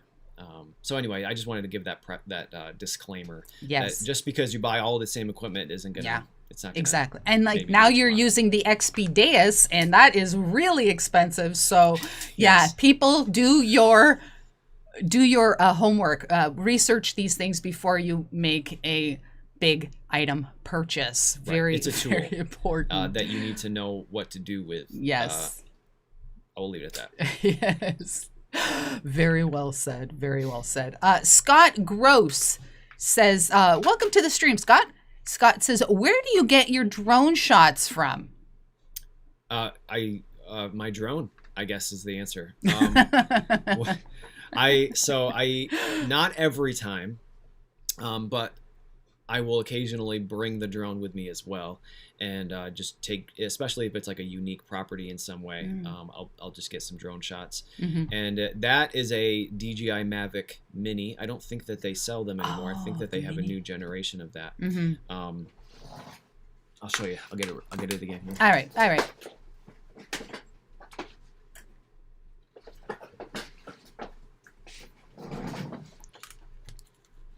So I got this little case for it. It's this big, so it's very small. Brad, you need to make your own case for it. Come on. I know. And it fits right in my backpack. It's like, it doesn't weigh that's anything. Pretty small. Yeah, and it's like I said, I don't bring it every time. A lot of times I'll just leave it in my car, because I can get the same shots from my car as I can, in the woods. Easier from my car because there's no trees. But and I'll just get the shots, and I know that like drone is like a hobby all of its own, and there's nuances to it, and there's guys that are like all in. Yeah, and that's I get it. I send it up. I get a shot, and I send it home, and then I put it away. That's like the extent of my droning. But yeah, I think that the drone was a big addition this last year, and I think that like I have a problem of like overusing drone shots. Like half my video is a drone shot with music, but I feel like it adds a lot. So definitely, yes, it definitely. And there's also websites, and you could always hire somebody if you don't want to go all in on a drone, right? Yeah, in the very beginning, I hired a guy in Vermont to get the drone shots. But the problem was the drone shots were not where I was. They were just they were somewhere else in Vermont, and just it was fine because you can't tell from where I am from the top. It just looks like trees. But I feel like there's a little bit more authenticity when I'm actually getting the shots myself. I think that's. I don't know if you have a question, just pop it into the chat. Brad, you currently have you've surpassed 89,000 subscribers. And you do have you have one video, I think it has 1.7 million views. I think you have a lot more people that are watching you than perhaps subscribers. And if you're watching his videos and you haven't subscribed, I really don't know why you haven't subscribed. But yeah, I can see my analytics. It's like 60% of my viewers aren't subscribed. I should probably start saying, please like and subscribe and, and comment on the videos. But I have never said that in any of my videos. That is true. You have not said that. I don't know how that would work, but it's quite interesting. They say, the people who know say that you should say that in every video multiple times, and it'll do good things for you. But call to action, I guess. Yes. No, I'm just happy people are watching it, and if more people watch later on, that's great. I'm just having fun. Exactly. Is there? I guess not. Like I was gonna say, did you ever think, like all those years ago, when you started your channel, that there's like I said, there's legions of people out there that are Green Mountain people. Did you ever think that was gonna happen? Not at all. No. It was funny. Eddie and I. This is a stream first. This is you've got it here first. Ooh, hang on here. Go ahead. I'm all ears. When Eddie and I really first started, we had celebrities that we watched on YouTube. They weren't celebrities, but we watched them and we thought they were like celebrities.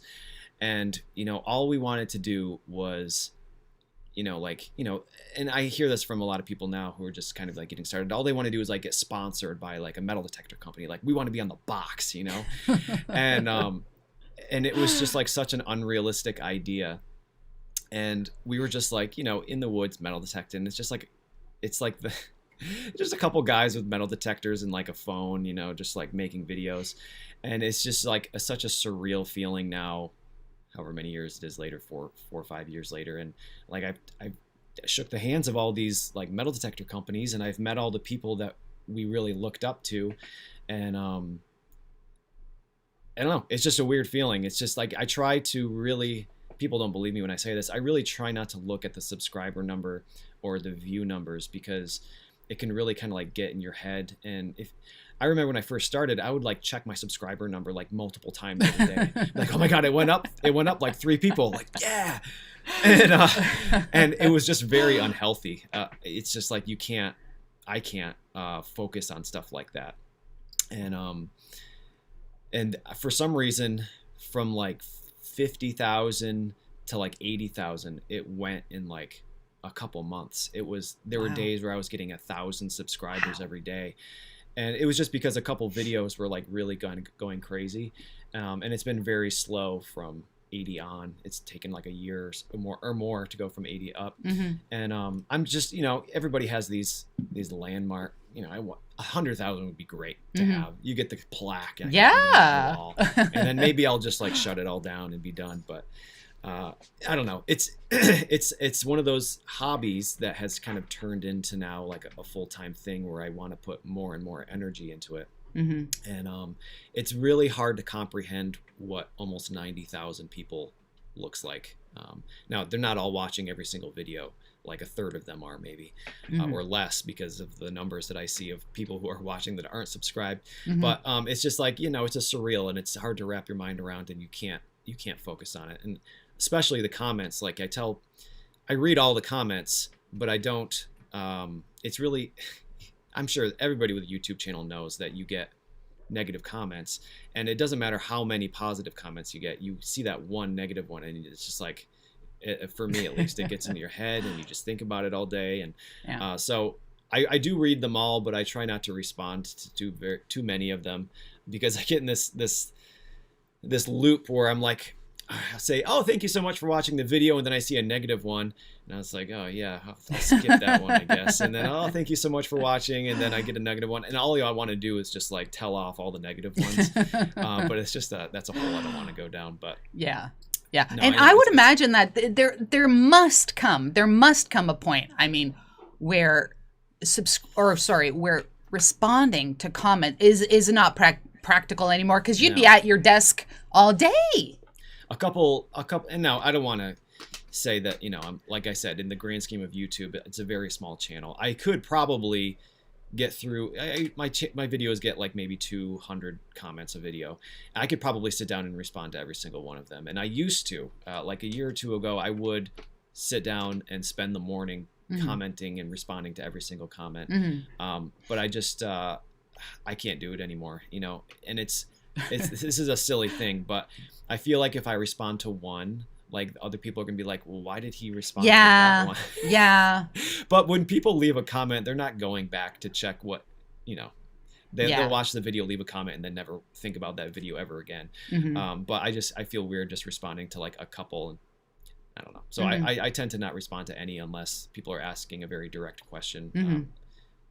Or a comment or something that needs to be responded to. But I read them all, I promise. Yeah. And you know what? And you get thumbs down sometimes too. Holy smokes. I don't want to point fingers, but I'll post a video at like 6 o'clock in the morning, and like 5 minutes later there'll be like 10 down thumbs. Like people are subscribed and just immediately hit the down thumb. Yeah.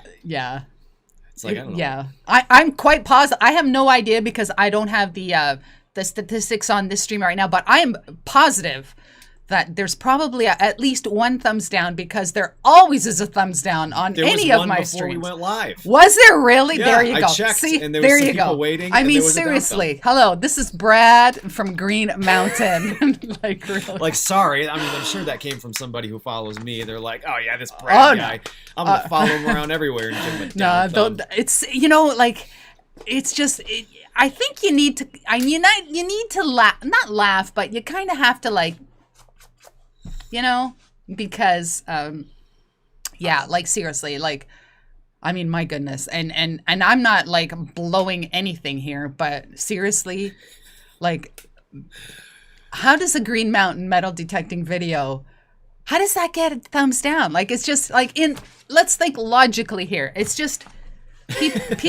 Well, thank you. I've learned to not give it much credit, because I've received comments where people will be like, the dude's wearing this kind of brand shoe, down thumb, and it's like you gotta assume those people are I don't know. I'll be nice. Have you ever thought of, and I've seen some YouTube people do it, have you ever thought of doing a video, just a nasty comment video, so that we can have you ever thought of that? Laugh at them? Yeah. I post those comments on my Instagram stories all the time. Okay. The ones that I find hilarious. Yeah. People, they're just like, I can't even repeat any right now, but yeah, I post them on my Instagram stories, and everybody gets a good chuckle out of them. Somebody was like, what was the most recent one? It was somebody was talking about how the video was nice to look at, but not his face or something. I was like, what? So I was like, I gotta save this one. I save it. Send it to all my buddies. I'm like, oh guys, look at this. Wow. But I can't respond. I don't want to give them too much of a spotlight. Well, this is it. This is it. Yes, this is it. And those kind of people are gonna comment on anybody's videos, regardless of who you are or the quality of your video. That's what they do. Well, that's what they do. That's the whole idea behind the word troll. I think that people kind of misconstrue that as like, the creature troll, but it's troll fishing. The troll fishing, they're just fishing for people to like throwing stuff out there, waiting for somebody to respond so they can get in a fight about it. Yeah, but exactly. And that's what they're doing. They're just like, if I leave this negative comment, he's gonna give me attention. Yeah. Now, have you ever? And I'm not asking for what it is, but have you ever deleted a comment on a video? Oh, I delete comments all the time. Okay. All right. Absolutely. Okay. I have filters set up. I live in Vermont, and I leave politics out of my videos 100%. But people are like, oh yeah, did you find Bernie Sanders up there? And it's just like sitting in his chair with his gloves. Have you found him, Brad, out in the forest? I have like filters set up for, politics stuff, curse words, obviously. People can say some really nasty stuff about metal detecting videos. Those all get deleted. There's no free speech in the comment section of Green Mountain metal detecting videos. And it's not, I don't delete negative comments, but if they're like overly nasty, or if there's like people like have political arguments in the comment section of my videos. Yeah. I just wipe those all out. There's no reason for any of that to be there. And I know a healthy portion of my viewers are children. I know people watch these videos with my children, and you know, they don't need to be reading that stuff. So I get rid of all that. And that is actually a great tip for everyone out there. There is actually a section in your YouTube studio where you can actually like write down words that you don't want, and that political. If you don't want certain people's, I'm not even going to say them, but if you don't want certain politicians or any of that stuff, just type the name of type their name in there, and type their children's names and all that other stuff, and any political affiliations and words and things like that. And that immediately, if somebody leaves that sort of a comment with any of those words, the comment will you can set it to either be deleted automatically or go into your review. Into your comment review section, which is a wonderful thing. Yeah, there's a lot of talk about free speech on the internet right now, and taking away people's opinions, but it's like, you guys can talk about that somewhere else. Like, it doesn't need to be on a metal detecting YouTube video. Exactly. So Brad, what is next for Brad? Where does Brad want to go? I don't think that came out properly, but what's next for you? I would love to, as far as the videos are concerned, I would love more than anything else to post more than one a week. I've been kind of stuck at one a week. That's just like all I'm capable of doing, especially this last year because of COVID and the childcare thing. Like, schools were closed, so like it was hard to get out and then balance that, and then working my actual job, and then filming. Yeah. And then, of course, you get the unsuccessful trips. So I would love to go more and get more videos to post. And I would love to make the videos more, like I said before, more cinematic, more of a story, more of a setup. I don't know if that involves somebody following me with a camera instead of me doing all of that stuff. That's interesting. But the channel's not big enough to support something like that yet. But if it does, that's something that I would love to have happen. And I would just love to have more stories. That's like, it's very easy to kind of get put into this lane of making metal detecting videos and just like really needing amazing finds for every single video, and it's not reasonable to be able to do that. And so I love telling the stories of the very uninteresting objects by themselves, but when you pair them with a story, for sure, they become much more interesting. Absolutely. So including more of the stories, making the videos more cinematic, and if I understand that the videos that get the most attention are the stupendous finds that are 5 minutes long, but that's not something that I'm interested in. That's not the kind of art that I'm interested in making. I'm trying to make these little self-contained episodes of a series, Yes. Of a never-ending series of Green Mountain metal detecting. And I think probably the next step, the next big step, would be to wrap up the 𝗥𝗚𝗚𝗪𝗏 series, which is coming very soon. And then the next one is I'm excited about as well.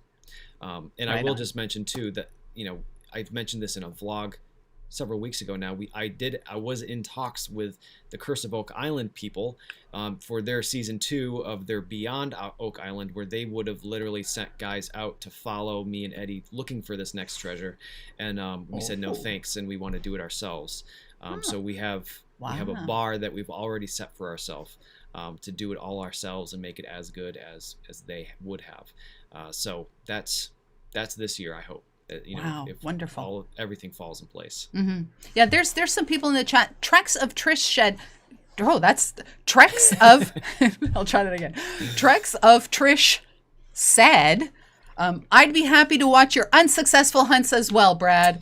I know, but so for example, this last trip I went on just last Friday, I try not to film all of the narration and stuff ahead of time, because if we don't find anything, then that's just like wasted time, and it's just like wasted energy. So I'll usually try to find a few things before I film all of that stuff, and then if that that never happens, then I just wind up never filming anything. Oh. So I could, I suppose, make videos of not finding anything, and you could just listen to me talk for. It's a story, right? It's a story. Yeah, and I do have videos where I say this is the story. Even if we don't find anything, the story's good enough. But unfortunately, sometimes that's the story's not. In my opinion, the story isn't interesting enough to make a whole video out of it. It'd be a whole lot of music and B-roll and me talking. And like I said, I try to make videos that I find interesting and that I'm proud of posting. And there's guys, I try not to name any names, but there's guys that will post just like multiple videos every single week, like a video every day of them just kind of like, doing whatever. Yeah. And that's fine. And people watch it. But maybe it's confidence. I don't feel like that's interesting enough for people to watch of mine. I think that with I'm gonna say, and this is me saying, the expressions or the opinions expressed by Digging Canuck are not necessarily those of YouTube, but I think that there comes a point where, I mean, when you see Green Mountain has a new video, right, up next or whatever, or suggested. I'm not looking at the title. I'm not reading your description because it doesn't matter what you found. But I know there's going to be some amazing scenery. I know it's not going to be herky jerky. It's going to be stabilized, and I know that it's going to be well worth the next however long that video is to watch it. It just thank you. Like, do you know what I'm trying to say? Like, I do. Yeah. I've been saying, this is the third time I've said this, and I know that in the grand scheme of YouTube, I have a very, very small channel. It's nothing. But in the scheme of the metal detecting genre, it's one of the, above medium size channels. And I try to make every video as good as the last, if not better. And if you have picked up on, you see the next video, you would expect it to be as good or as better than the last, then I appreciate that, and I'm glad that I'm succeeding in doing that. Because like, there's a lot of channels out there. There's a lot. You don't even see their face. Like, I want to have, and I hope you take this the right way as well, I want to have a relationship with the creator. Like, I want to see you, because you do end up building, after years of watching someone's channel, you do build a relationship. Not that it's going to get like not that I'm going to be trolling you or anything like that, but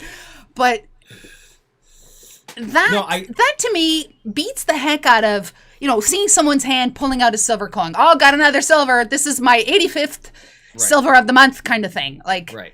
Yeah. I understand that completely. And again, prefacing, I'm truly trying as hard as I can to not make it seem like I think I'm a big deal, but I've run into people in the real world and they're like, "Hey, it's Brad," and they come up and talk with me, and it's interesting that they know me and I have no idea who they are, and like the interaction is always kind of weird, because they have watched me every single week for however many years, and there's like a relationship, a one-sided relationship there.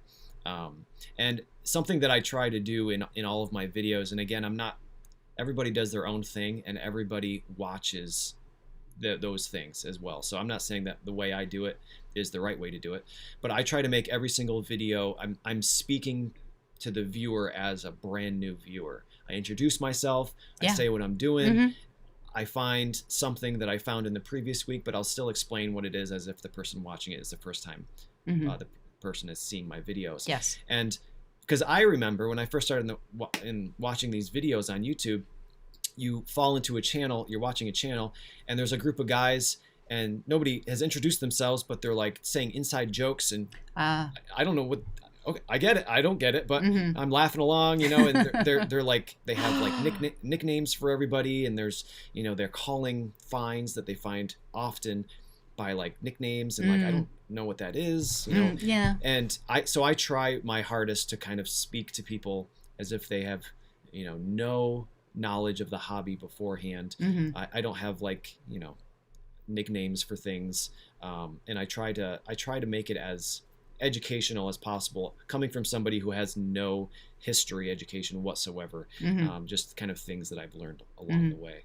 I feel like that it kind of brings the viewer kind of into it more. You know, they're not as somebody, they're not like at a party where everybody's friends and they're just kind of hanging out, like, you know, waiting to talk or whatever.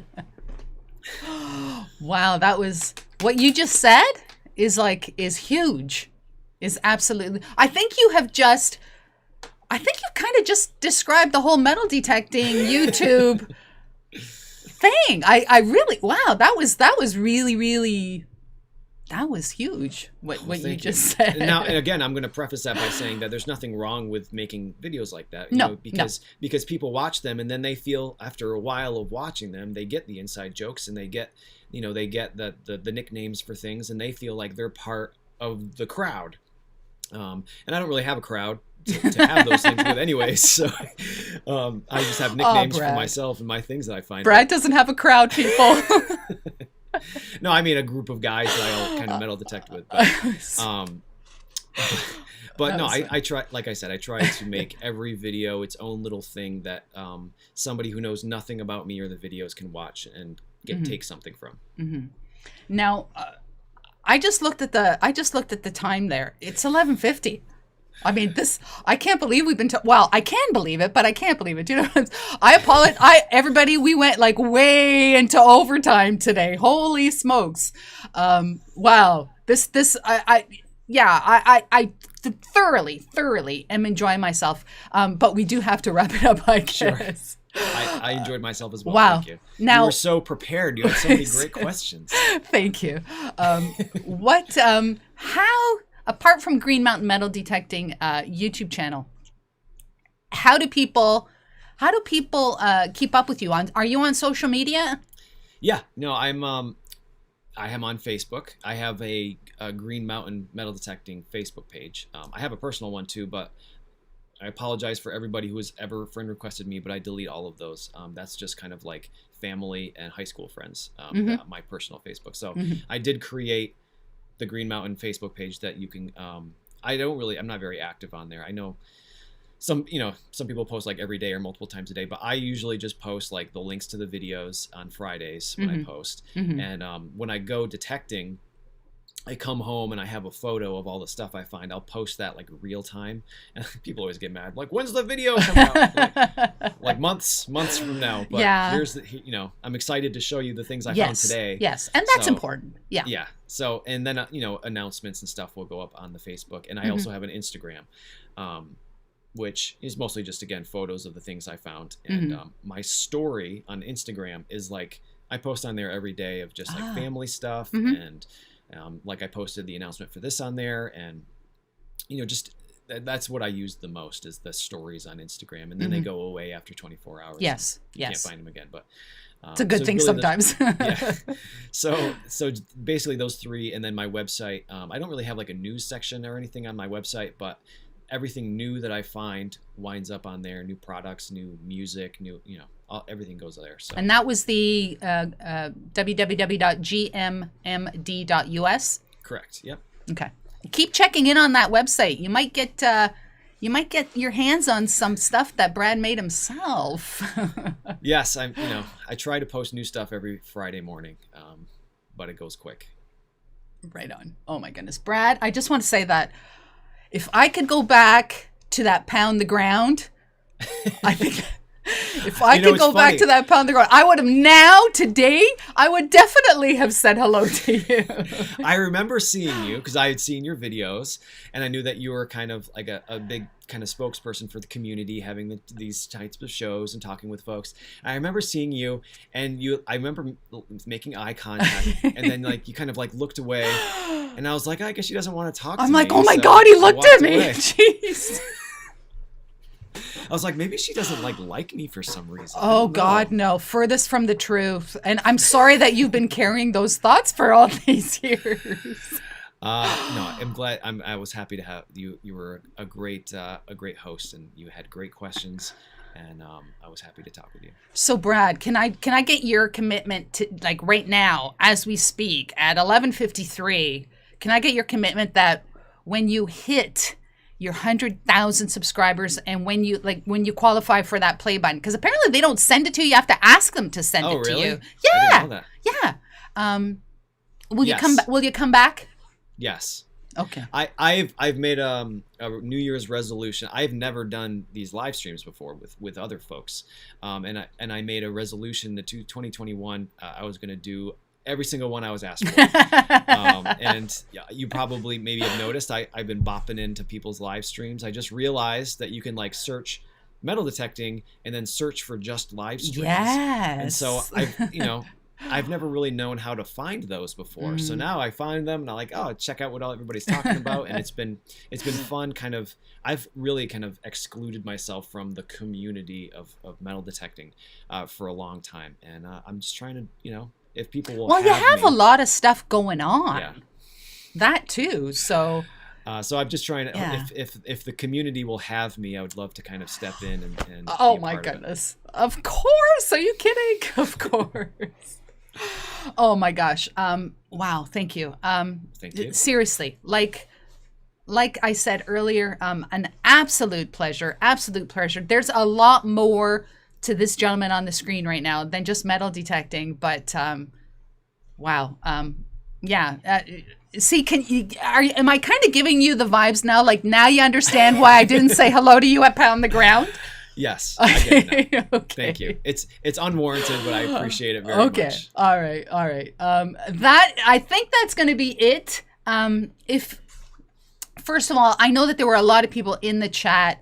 I hope you're still in the chat that are Green Mountain metal detecting peeps. You've come over to see Brad, and I do appreciate that. And I certainly, it's shameless plug coming up.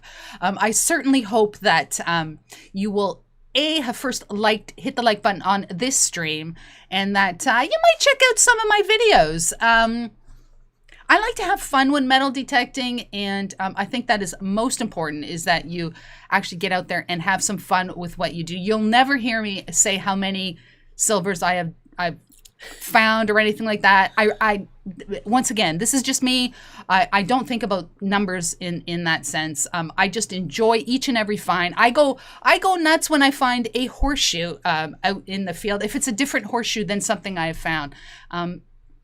I think I do have a passion, and if you would consider watching some of my videos, I hope that after watching a few that you will consider subscribing to my channel. I would really, really appreciate that. shameless plug over.